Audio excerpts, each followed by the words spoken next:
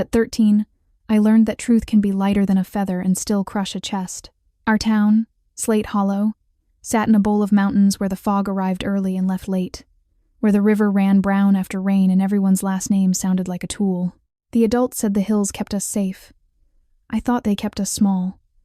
My name was Elowen Pike, and on the morning my uncle decided I was a thief, the air smelled of wet pine and burned corn husks. I had been saving for school in a tin cookie box under my bed, folding each bill into tidy squares because neatness was the only power I could afford. $37 for fees, $13 for notebooks, and a crumpled 10 my little brother had handed me to hide from our uncle's drinking friends. It was not a fortune. It was a future. My aunt ran a roadside stall selling eggs, and she liked to count money in front of the neighbors because numbers sounded like status. When a stack of bills vanished from her apron pocket, she didn't search her own kitchen first. She marched into my room as if accusation were a key she'd always owned. Her palm struck my cheek so hard my ears rang. Then she screamed my name into the yard to summon witnesses. People love a story more than they love a child. Within minutes, the porch was crowded with faces and unasked opinions. My uncle limped out, not from injury but from laziness, and he grabbed my hair like he was pulling weeds. "Tell me where you put it," he hissed, and the neighbor women made the pity sounds they reserved for tragedy they didn't plan to interrupt. I said I didn't take it until the words turned to sand. My brother Milo stood behind my aunt's skirt and shook his head, not in denial but in fear. His fear was contagious, and I caught it in my throat. When my uncle lifted his belt, I realized something I'd never admitted. He didn't need proof, he needed permission, and the crowd had granted it by staying. My aunt announced that I would stop school and work at the stall to pay back what I had stolen. I looked at my hands, dirty from last night's dishwater, and felt the horizon close in. I didn't hate them in that moment. Hate requires energy. I just went quiet, because quiet is what happens when a person decides their voice won't be believed anyway. After the crowd drifted away, my aunt counted my cookie tin money as partial repayment and poured it into her apron pocket with a small, satisfied click of tongue. My uncle tossed my school application into the stove. The paper curled, blackened, and fell into ash without drama, like it had never mattered. That night I sat behind the house near the woodpile, where the moonlight made the stacked logs look like ribs. I had found a bottle of herbicide months earlier, tucked in the shed, labeled in faded print and ringed with dried chemical. I didn't want to die like a poem.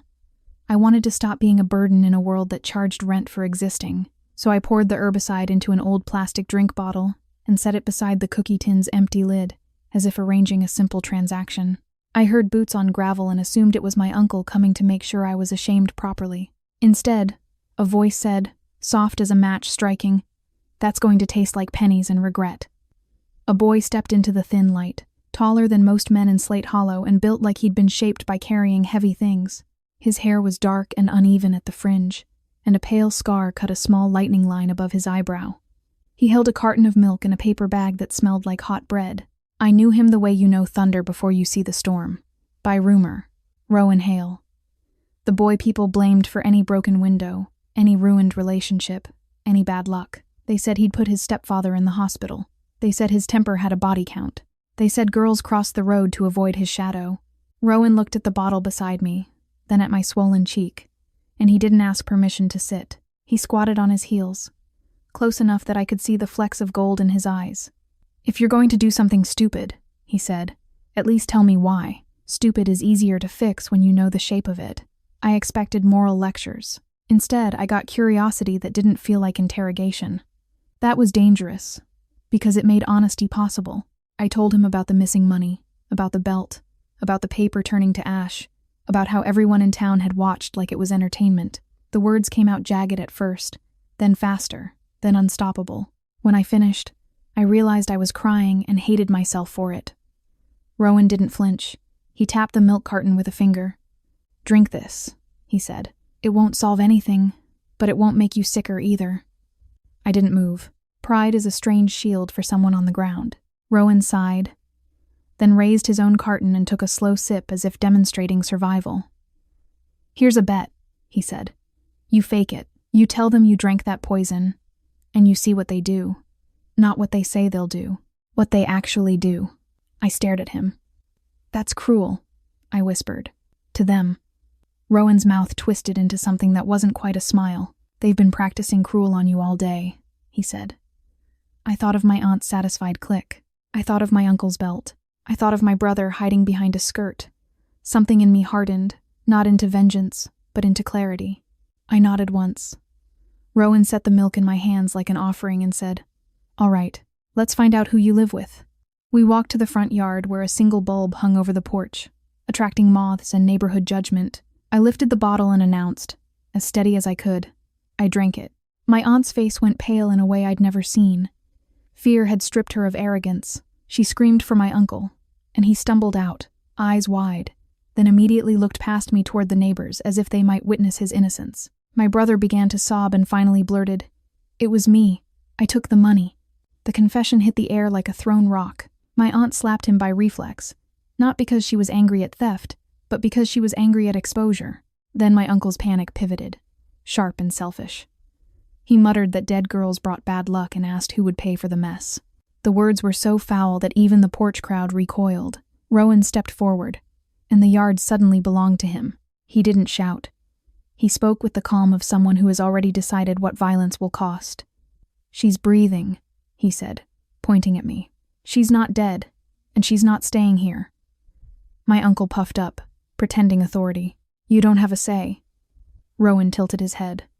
"I do now," he replied. He looked at my aunt and added, "You touch her again, and you'll learn how many ways a person can lose a hand without losing it." Nobody doubted him, and that was the strangest part. The town feared him more than it valued my uncle's power. Rowan bent, lifted me as if I weighed nothing, and carried me down the porch steps. Milo reached for me, but my aunt yanked him back. I watched my brother's face fold into guilt as Rowan's shoulder blocked my view, and I realized guilt would not protect me. Only distance would. Rowan didn't take me to a clinic first. He took me to the small roadside shelter near the bus stop, where rainwater dripped through a cracked roof into a dented barrel. He handed me the milk again. "Drink," he ordered. I drank because my body needed a signal that it was allowed to keep existing. Rowan called the town nurse from an old flip phone and spoke in clipped sentences until she agreed to meet us. When the nurse arrived, she checked my throat, asked if I'd swallowed anything, and glared at Rowan like he was the risk. Rowan held her gaze without blinking. "She didn't drink it," he said, "but she could have. So you're going to write down her bruises, and you're going to keep a copy." The nurse hesitated, then nodded. Because even adults can be brave when someone else goes first. By dawn, my mouth tasted of iron and exhaustion. Rowan walked me to his house at the edge of town, a cinder-block place behind a shuttered garage. It looked like a home built for holding breath. Inside, it smelled of sawdust and soap. A single room held a cot, a table, and shelves of tools arranged with almost religious care. Rowan tossed me a clean sweatshirt and said, "Sleep." When I asked where he would sleep, he pointed at a folded mat by the workbench like it was normal to sacrifice comfort. "Why are you doing this?" I asked. "Because kindness from a monster is confusing." Rowan shrugged. "Because you asked the right question," he said. I frowned. I didn't ask anything. Rowan's eyes softened. "You asked to be seen," he corrected, and then he turned away as if embarrassed by his own honesty. The next day he went to my aunt's house with the nurse's notes and an envelope of cash he'd saved from odd jobs.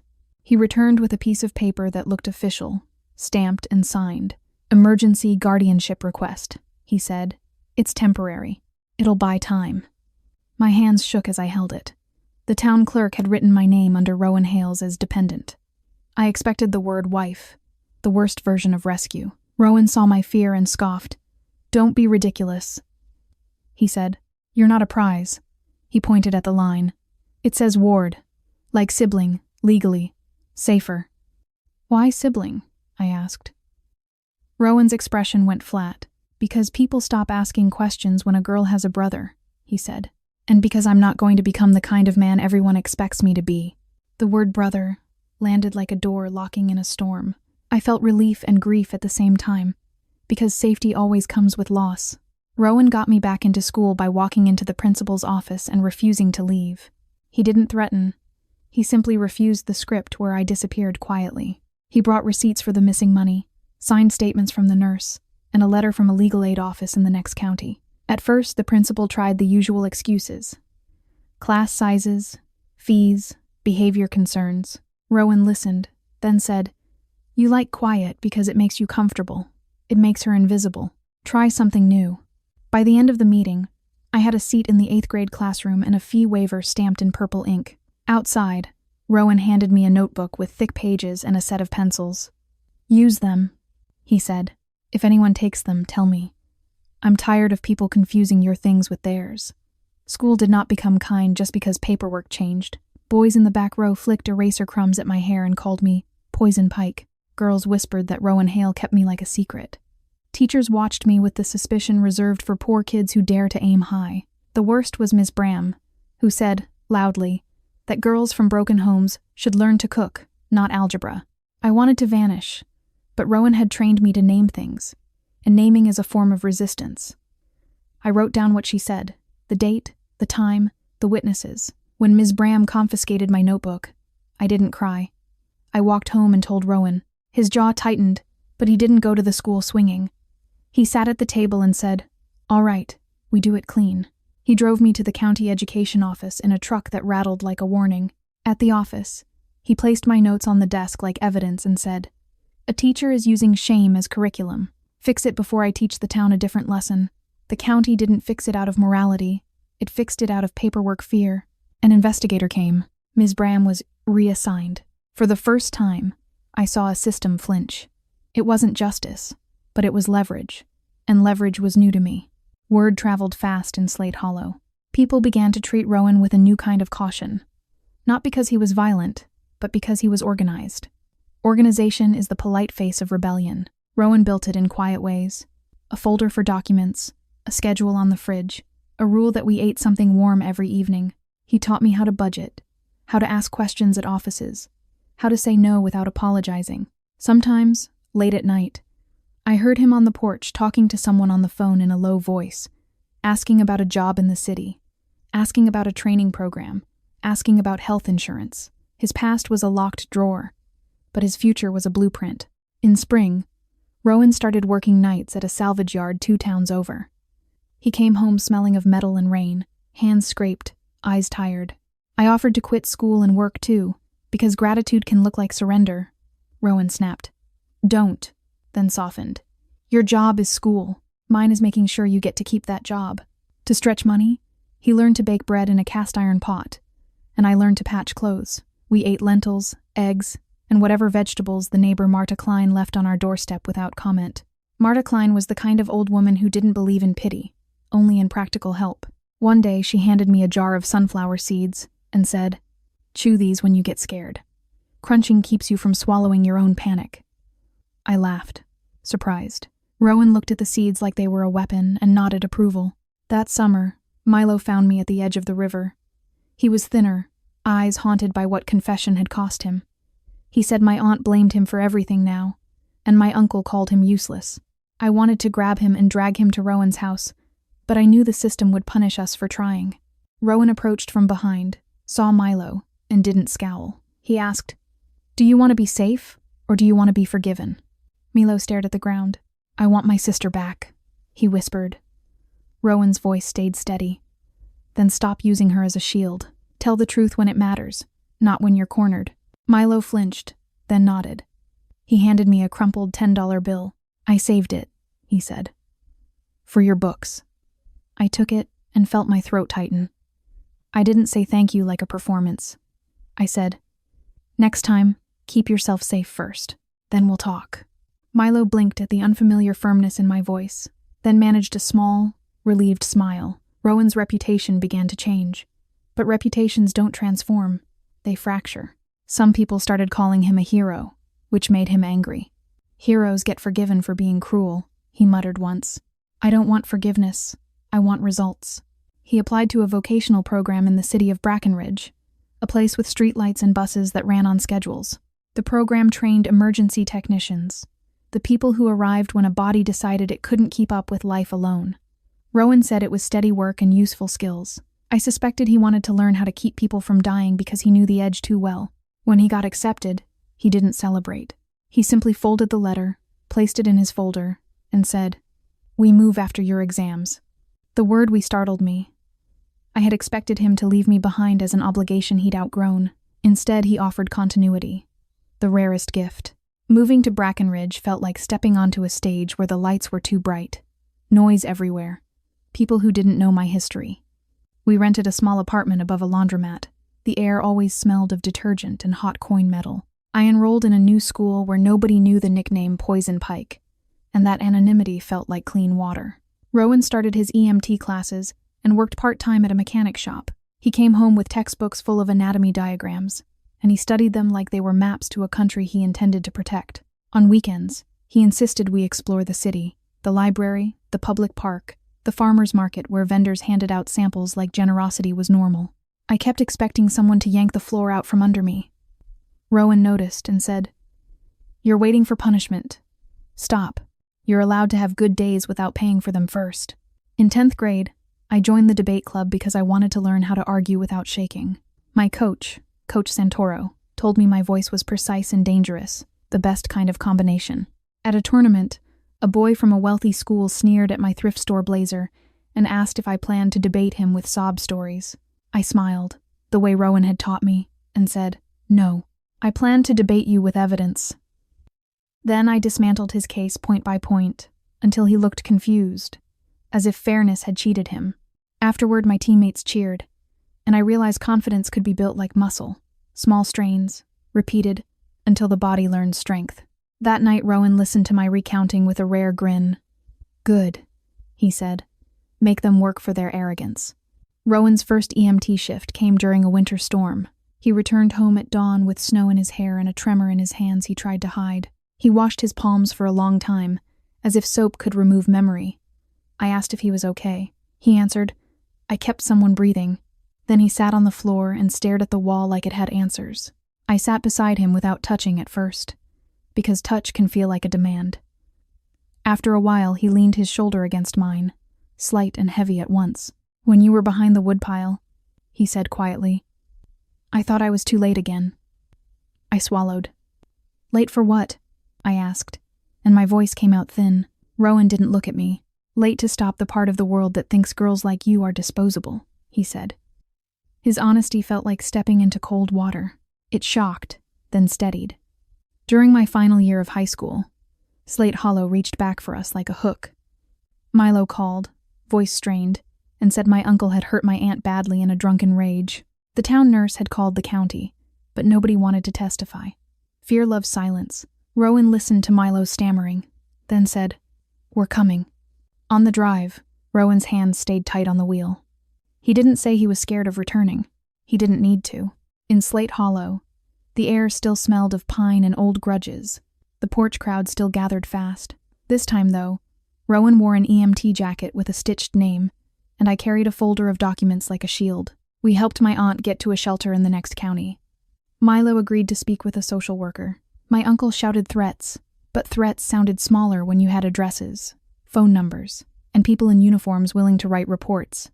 The night after my aunt's relocation, I walked to the river where I'd once felt trapped. The water moved the same, indifferent and honest. Rowan joined me and offered a packet of sunflower seeds. I cracked one between my teeth and tasted salt and habit.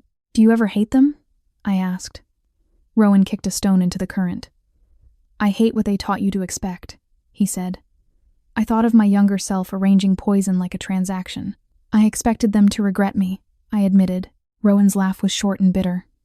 "People like that don't regret," he said. "They just rearrange blame until it fits their comfort." Then he looked at me, eyes steady. "Regret isn't the payment you're owed. Freedom is." The sentence landed inside me and stayed, not as inspiration, but as instruction. I graduated with honors and a scholarship to study public policy and forensic accounting because I wanted to learn how money becomes violence in quiet rooms. At the ceremony, Rowan stood in the back, wearing a clean shirt and the same scar above his eyebrow, eyes shining as if he hated how proud he felt. When my name was called, he didn't clap politely. He whistled, loud and sharp, and I laughed mid-step. Afterward, we ate cheap noodles in the apartment and watched the city lights blink like slow applause. Rowan slid an envelope across the table. Inside was a small bank statement with my name on it. "I've been saving since the salvage yard," he said. "It's not much, but it's yours. For emergencies, not guilt." My throat tightened. "You didn't have to," I began. Rowan cut me off. "I did," he said. Because nobody else did, and I'm tired of that pattern. College taught me that systems have manners and teeth. I learned how budgets hide cruelty behind spreadsheets, how policies can be written to exclude without using ugly words. I interned at a legal clinic that helped rural families file protection orders, and I watched women who looked like my aunt sign papers with trembling hands. Every time I wanted to collapse under the weight of it, I remembered Rowan's insistence. Do it clean, do it documented, do it until it sticks. Rowan advanced from EMT to instructor, training new recruits in de-escalation and trauma care. He said the hardest part wasn't blood. It was being the first adult to tell someone, I believe you. Sometimes, late at night, we sat on the laundromat roof, eating sunflower seeds and watching the city breathe. Rowan would point to the blinking towers and say, that's where the money goes. I would point to the dark streets and say, that's where the consequences land. Our conversations weren't romantic. They were plans. When Milo turned 18, he moved to Brackenridge and enrolled in a trade program. He was quieter, but his quiet had changed from fear to thoughtfulness. One evening he handed Rowan a small carved wooden whistle. For saving her, he said, voice thick. Rowan frowned. I didn't save her alone, he replied. She walked out. Milo nodded, then looked at me. I'm sorry, he whispered. The apology wasn't theatrical. It was work. I accepted it with a nod, because forgiveness, like strength, is built by repetition. That year we returned to Slate Hollow with a community outreach team to run free safety workshops and connect families to resources.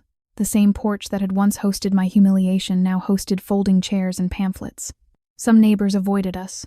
Some listened. Marta Klein, older and smaller now, squeezed my hand and said, see? Crunching worked. I laughed and felt tears prick, because she'd been right in the simplest way. One autumn, the town council tried to close the rural shelter due to funding constraints. I recognized the polite cruelty instantly. I gathered data, spoke at hearings, and used my scholarship network to draw attention. Rowan organized medical testimony about domestic violence injuries. We didn't win because we were inspirational. We won because we were relentless. The shelter stayed open, and the council chair avoided my eyes afterward. On the drive back to Brackenridge, Rowan said, You know what's funny? I raised an eyebrow. You, he said. You started with a poison bottle and ended up poisoning their excuses. I snorted, then said, You started as the town monster and ended up teaching people how to keep others alive. Rowan's mouth twitched. Monsters are just stories people tell to avoid responsibility, he said. I prefer being a problem for the right people now. Years later, when people ask how we became family, I don't mention storms or destiny. I describe a milk carton and a boy who sat down in the dirt instead of standing over me. I describe the way he asked for reasons, not confessions. I describe the folder of documents, the seed jar on the kitchen counter, the rule that good days didn't require payment. I describe how safety looks in practice. A bus schedule, a clinic number, a door that locks, a voice that says, I believe you, and means it. Slate Hollow still exists, still foggy, still stubborn, but it no longer owns my story. I keep a sunflower seed packet in my bag anyway, not because I'm afraid of dying now, but because I remember what it feels like when panic tries to swallow you whole. When I feel the old tightness in my chest, I crack a seed, listen to the crisp snap, and remind myself, my life is not a debt. It is a project, and if someone tries to steal it, I know how to write their name into the record and make them answer for it. Rowan rarely spoke about his own family, but the city has a way of pulling old threads loose. One night, an ambulance call brought him to a cracked duplex, where a woman sat on the stairs holding her wrist, eyes fixed on the door as if the door might apologize. Rowan came home after that shift with his jaw locked and his boots still wet. I asked what happened. He sat at the table and traced the grain in the wood with one finger. Same story, he said. Different address. After a long silence, he added, My mother used to sit like that. Stairs. Wrist. Quiet. The sentence cracked open a room in him I hadn't been allowed to enter. He told me, not in a flood but in careful pieces, how his stepfather had turned rage into routine, how the town had called it family business, how neighbors had advised endurance as if endurance were virtue. Rowan said he hadn't put the man in the hospital because he enjoyed it. He'd done it when he was 15 and the man had shoved his mother into a stove. The stepfather had tripped, hit his head, and the story had rewritten itself into Rowan's villain origin. It was easier for them to fear me than to admit they let it happen, he said. His voice carried no pride, only fatigue. I realized rumor is sometimes a community's way of washing its hands. After that, Rowan began volunteering at the legal clinic's weekly intake nights, sitting in the corner with a notepad, learning the language of restraining orders and safety planning. He didn't speak much, but when a client froze or minimized, he would ask one question in a steady tone. "Do you feel safe going home tonight?" People answered that question differently than they answered. Is it bad? Safety is concrete. Bad is negotiable. I watched him become the kind of presence that made truth easier. In return, the clinic director taught him how to document injuries, how to keep statements consistent, how to survive the bureaucracy without becoming it. It was strange to see Rowan, once treated as an uncontrolled hazard, becoming an expert in controlled response. In my sophomore year, I met Janelle Rivera in a statistics lab. She wore headphones like armor and spoke in quick bursts, as if language cost her something.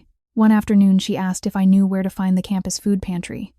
When I offered to walk her there, she flinched as if kindness were a trick. I recognized the flinch.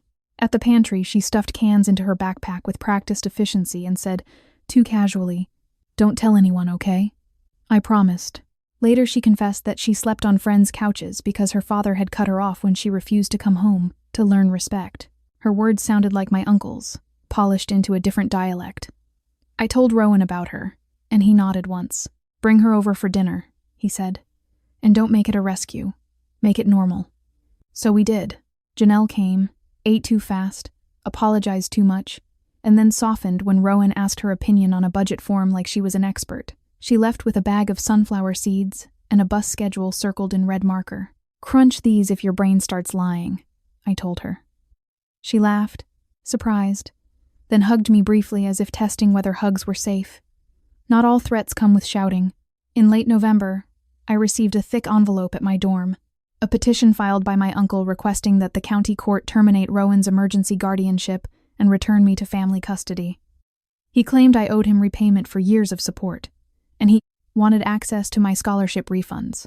The petition included a list of lies typed in clean fonts. My hands shook as I read. The old fear tried to climb back into my throat. Then I thought of Rowan's folder, the way he kept receipts like talismans. I called him. He listened without interrupting, then said, "Good. Now it's in writing. Now we can answer it." Within days, we met with an attorney at the legal clinic, attorney Amina Cho, who wore bright lipstick like a warning sign. She skimmed the petition and snorted. "He wants your money, not your well-being," she said. "That's easier to prove than love." She asked me to write a timeline. Dates, incidents, witnesses, and anything I could corroborate. I filled 10 pages. Each sentence felt like pulling splinters from my own skin. But with every detail I wrote, the past became less like fate and more like evidence. The hearing took place in a small county courthouse that smelled of paper, old coffee, and reluctant authority. My uncle arrived in a pressed shirt he'd probably borrowed, wearing a smile that belonged on a salesman. He introduced himself as a hard-working guardian who'd been betrayed by an ungrateful niece. He called Rowan a predator, a criminal, a manipulator. The words were designed to trigger the town's old story reflexes. Rowan sat beside me, hands folded, expression neutral. I could feel anger in him like heat under stone, but he didn't let it leak. Amina Cho did the speaking. She presented the nurse's report of my bruises, the principal's record of my re-enrollment, my academic transcripts, Rowan's background check for EMT certification, Milo's statement, and my aunt's shelter intake file. She did not raise her voice. She didn't need to. Each document was a brick. My uncle's story began to wobble under the weight of paper. Then the judge asked if I wanted to speak. I stood, legs trembling, and faced the courtroom. My uncle smirked, certain I would shrink. I remembered the woodpile, the herbicide bottle, the porch crowd. I remembered Rowan's question. Safety is concrete. I told the judge, calmly, exactly what my uncle had done, what my aunt had done, and what the town had done by watching. I explained the missing money and Milo's confession. I admitted I had been willing to die because I believed death was the only way to force regret. My voice did not break until I said, "Regret never came. Only paperwork did." There was a pause, the kind that makes you realize adults are capable of shame when they are trapped by facts. The judge denied my uncle's petition and issued a no-contact order. When the gavel struck, it sounded like a door being bolted. I exhaled, And for the first time, the air stayed in my lungs without a fight. Outside the courthouse, Rowan leaned against the steps and closed his eyes for a moment, as if sunlight hurt. I asked whether he was all right. He opened his eyes and said, "You were brave." I shook my head. "I was terrified," I replied. Rowan gave a small shrug. "Brave is just terrified with direction," he said. Amina Cho handed me a business card and said, "You're good with numbers and anger. Don't waste either." On the drive back, we stopped at a roadside diner. Rowan ordered pancakes, extra butter, like victory deserved calories. Janelle texted me, "How did it go?" I sent a single word, "Denied." She replied with 10 exclamation points and a sunflower seed emoji. In the months that followed, I started a small campus project that turned into something bigger. It began as a spreadsheet. Local shelters, legal aid offices, transport options, and emergency grants, organized by county. I called it the ledger map. Rowan teased me for it. "Everything is a ledger with you," he said. I replied, "Everything is a debt or a receipt with the world, so yes." The ledger map spread through student groups and then beyond campus. People emailed me corrections, additions, new resources. One rural librarian printed it and taped it near a public computer with a note, "Take what you need." Rowan helped me build a small website for it, using a friend from the mechanic shop who owed him a favor. When the site went live, I watched the visitor count tick upward and felt a strange joy. This was not revenge. This was infrastructure. Rowan, meanwhile, became the go-to instructor for de-escalation training. The irony never stopped biting. The boy once feared for violence was now teaching people how not to use it. He developed a drill he called 3 breaths, 2 hands. 3 breaths before speaking, 2 hands visible, no sudden moves. His trainees complained it was too soft. Rowan would stare them down and say, "Soft doesn't mean safe. Control means safe." After class, he sometimes sat in the empty training room alone, rubbing the scar above his eyebrow like it was a reminder. I asked him once if he ever wished he'd handled his stepfather differently. Rowan's answer surprised me. "I wish the town had handled him," he said. "I did what they outsourced to a teenager." During my senior year, a grant foundation offered funding to expand the ledger map into a statewide network. The application asked for a personal narrative of resilience. I nearly threw the form away.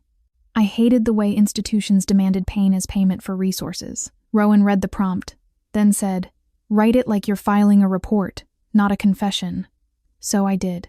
I described the systems: rural isolation, financial control, school access barriers, community complicity. I described solutions: transport vouchers, fee waivers, documentation support, trusted intermediaries. I mentioned a milk carton once and a sunflower seed packet once, small human anchors in an otherwise clinical account. We won the grant.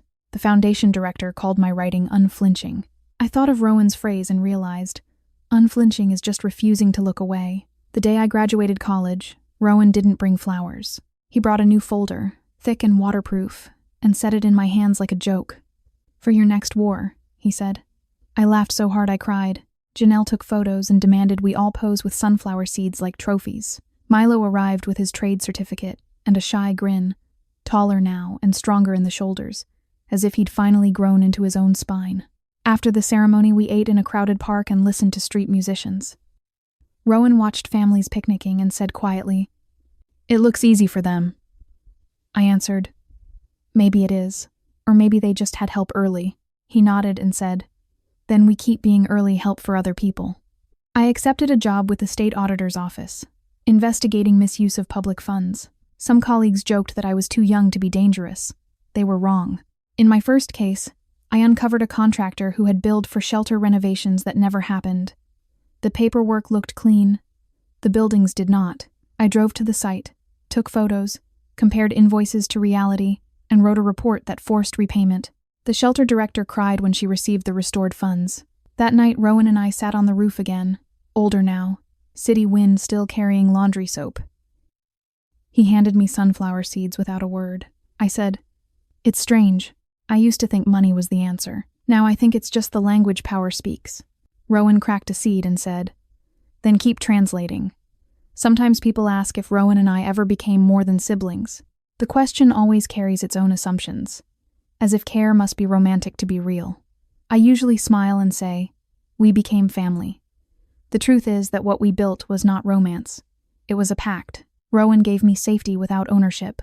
I gave him belonging without myth. We learned to accept help without turning it into debt. On anniversaries of the night at the woodpile, we buy milk cartons and pour a little into the sink, not as superstition but as acknowledgement. We are alive, and we didn't get here by accident. I keep the old poison bottle on a high shelf in my office, emptied and cleaned, label peeled away. It reminds me that despair can be repurposed into warning. Rowan keeps the carved whistle Milo gave him in his jacket pocket. He says it's annoying. He touches it when he's tired. Slate Hollow's fog still rolls in, but it no longer dictates what I can see. When panic rises, I crunch a seed, listen to the snap, and remember the judge's gavel, a sound like a door closing on the past. One spring, Rowan received a letter with no return address. The handwriting was careful and slanted, like someone trying to be polite to the page. He stared at the envelope for a full minute before opening it. Inside was a single sheet from a rehabilitation center 2 counties away. His mother, Leah Hale, had completed a program and requested contact. Rowan's face went blank, not from indifference but from overload. He folded the letter, unfolded it, folded it again. I didn't push. I made tea and set it near him, the way he used to set milk near me, offering choice without pressure. At midnight, he finally spoke. "If I go, I might get angry," he said. "If I don't go, I might regret it," I answered. Anger and regret can both be carried.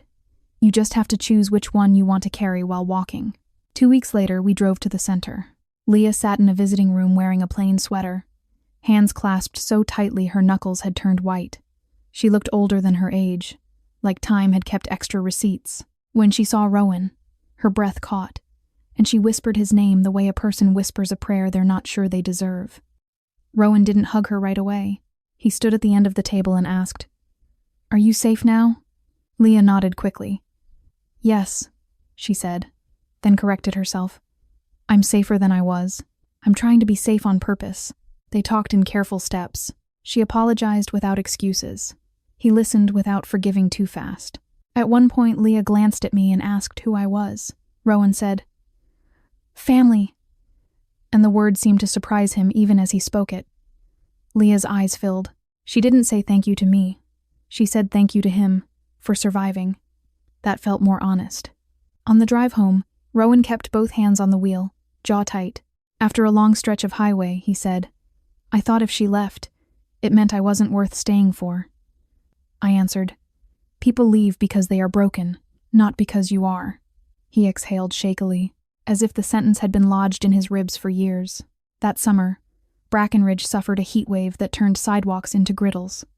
The city opened cooling centers, and the Ledger Map website crashed under sudden traffic. Janelle and I pulled an all-nighter to migrate it to a stronger server, fueled by vending machine coffee and stubbornness. Rowan brought us ice water and sat nearby, reading quietly, a steady presence in the chaos. At dawn, the site came back online, and within hours, messages arrived from rural coordinators. Found a ride for Talia Torres. Shelter got extra cots. Clinic extended hours. I stared at the screen, exhausted and awed. The network was moving like a body learning to regulate itself. Rowan tapped the monitor and said, "That's what people look like when they stop pretending problems are private." Later that day, the state emergency office cited our map as a resource in a public briefing. I felt my cheeks burn with something like pride and something like disbelief. In the fall, a storm swept through Slate Hollow, the kind that bends trees like they're apologizing. The river rose fast and cut off the only road to the lower houses. The county requested volunteer EMTs familiar with the terrain. Rowan raised his hand before I could stop him. We drove back through sheets of rain. At the edge of town, the old bus shelter was half submerged, and the Porch crowds had become a real crowd, this time not for entertainment but for survival. Rowan organized teams, assigned tasks, checked for missing people, and spoke to the sheriff with the authority of competence. I worked the phone lines, cross-referencing addresses with the Ledger Map contacts, coordinating shelter beds and transport for seniors. At one flooded house, we found my uncle clinging to a doorframe, eyes wild. Rowan reached for him without hesitation. My uncle spat out my name like a curse and tried to pull away. Rowan said, "Hold on or die. Your choice." My uncle held on. The rescue was not forgiveness. It was duty. Watching Rowan drag him to safety, I felt something in me finally release. I did not need revenge to prove I mattered. I mattered because I was here, working, alive. After the storm, Slate Hollow thanked Rowan publicly. The same neighbors who once whispered monster now called him our hero, as if possession made their praise cleaner. Rowan accepted the thanks with a stiff nod and then walked away, because he still refused to become a myth. An elderly man approached me and said, almost sheepishly, "You did good too, girl." It was the first time anyone in that town had offered me recognition without an accusation attached. I nodded and replied, "I did what needed doing." The simplicity of it surprised us both. That night, Rowan and I sat by the river, the water calmer now but still stained with silt. He handed me sunflower seeds. I handed him the carved whistle Milo had given him, because he'd left it on the table. Rowan turned it over in his fingers.